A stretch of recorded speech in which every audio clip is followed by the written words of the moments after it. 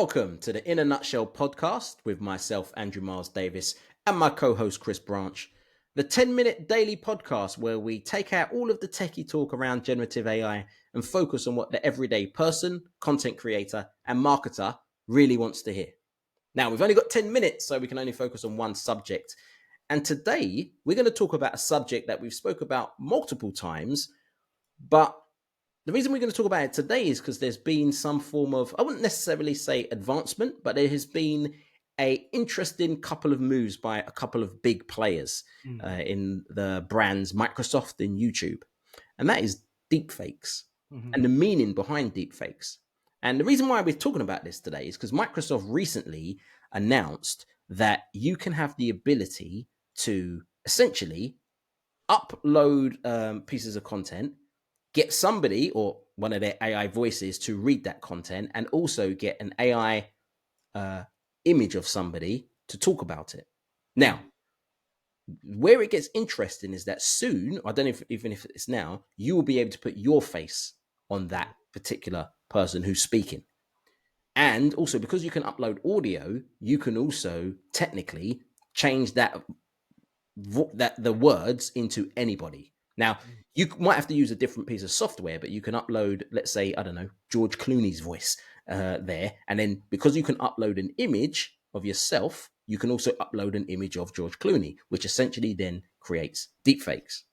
And Microsoft, Microsoft has created some technology that people can, obviously for the good, do it for you. Or if you don't want to, going back to what we mentioned before in the previous episodes, you don't want to put your face on a piece of content, you can use one of these avatars. But also it kind of really shows you how you can create deepfakes. So what's your thoughts on this, Chris?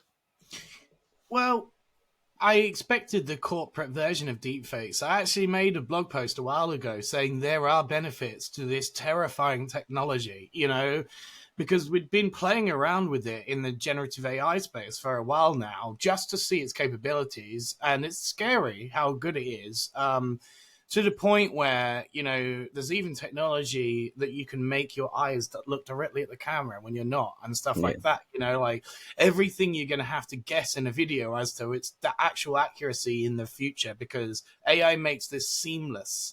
Like you can't even really spot the difference between this video that you're watching right now and something that's been altered slightly with the AI, So there's every scale of it. There's just slightly altering a video to the entire video being constructed with voice and image and likeness and video, everything, gestures like this, like hand movements. You can do it all.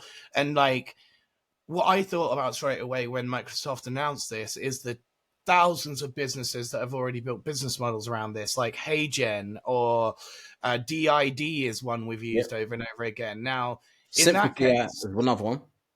Yeah, exactly. There's lots of them, and we know that lots of people that we work with use Microsoft Teams as their communications platform, and they have a lot of Microsoft products in-house already. So to add a corporate avatar seems a natural thing versus the whole DID and others that they didn't have in-house, their other technologies. So it's a difficult place for people like business models like that right now. Yeah. What's interesting, Microsoft realizes that they're not dummies, they realize that people can do this, and they're looking at trends. Yeah, they realize this, and it's going to be, as you said, it's deepfakes. There's so many different levels. There's just a little manipulation, which kind of goes into the gray area, going back to what you were saying, like HeyGen, which is great when it comes to dubbing. So again, when you're speaking, say I'm speaking in English, and then the same video, you could see me speaking in Italian and my mouth is moving in Italian. Essentially, that is manipulating a video, which is what deepfakes is about. So you've got that end of the spectrum all the way to what you see with Obama or Tom Cruise and people doing deepfakes that way. It's almost like SEO where you had white hat, gray hat, black hat. So you kind of got like white hat is obviously doing everything exactly how, let's say, Google tells you to do. By the book. Black hat is everything that you can do to break the rules of search, and gray hat is kind of dependent on how you are as a person ethically. And I think that's what's going to happen with I say deep fake, but but I don't necessarily mean it in a negative way. I And think that's they're the thing. blending the words corporate avatar and deepfake together, like they Yeah, are different things essentially. Avatars, deepfakes, like I think it's got a negative association, like SEO sometimes does have with the black hat, because yeah, people instantly go to, well, there's ways to game this system in order to cheat it, and yeah, like over time, these tried to get ruled out more and more.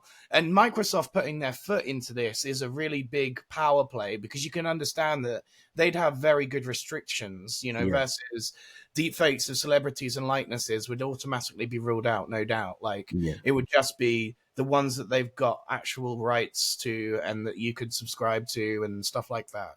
Which actually kind of goes into what happened with YouTube.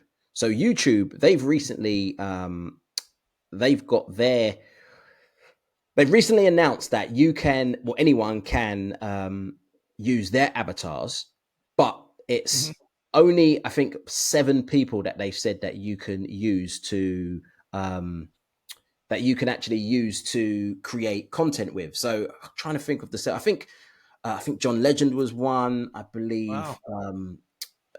Machine Gun Kelly, but don't quote me on the Machine Gun Kelly one. But I know that there's a few people which essentially they must have done a deal with the record labels, and they've Mm-hmm. said, look, you can manipulate my voice, but really it's take my voice and then you can kind of remix it and do whatever you want. But there must be some form of revenue share.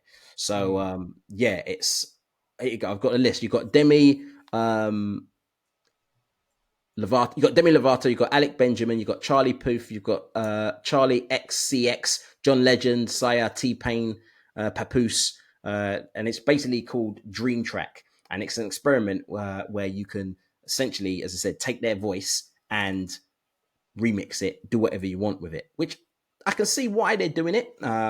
Take snippets up to 30 seconds. I can Mm-hmm. see why they're doing it, but essentially it's the same thing. And it's interesting that it came out the same day that Microsoft announced what they're doing, because it's Mm-hmm. really changing the way we use, or what, it's almost like we can't beat it. So let's see what we can do with it. People are going to do deep fakes. People are going to manipulate. So what can we do about it? And the other thing that really sticks out is the writer's strike. And the Mm-hmm. reason I say that is because if you think about what happened with the writers' strike, it was also, well, a lot of it was to do with the use of AI to create digital likeness. Studios agreed, but what about Microsoft or Mm-hmm. YouTube or anyone else? They might have agreed with, let's say, record labels, but have they agreed with the artists? And so there's a lot of great areas around this. So yeah, the studios may have agreed, but what about the tech companies? I don't know if Right. there's if it's covered there. I don't believe it is, And they've but don't always quote me on worked that. with big data, these tech companies. So, Yeah. So yeah, so it's really interesting because in a nutshell, essentially, are we going to change the word on a meaning of the word deep fake? mhm, Is that going to change? Because before it had quite a negative meaning, but really there's different shades of deep fake. Some actually mhm, is quite positive. You know, I could get an avatar, use my voice, use my image, and then deliver it that way. Especially if I was camera shy, I didn't like to do it. That essentially is mhm, manipulating video all the way to the other end. So is Microsoft and YouTube, if they actually turn around and said, right, let's take away the venom from that word deepfake and let's make it available to for anyone to use in a ideally positive way. mm.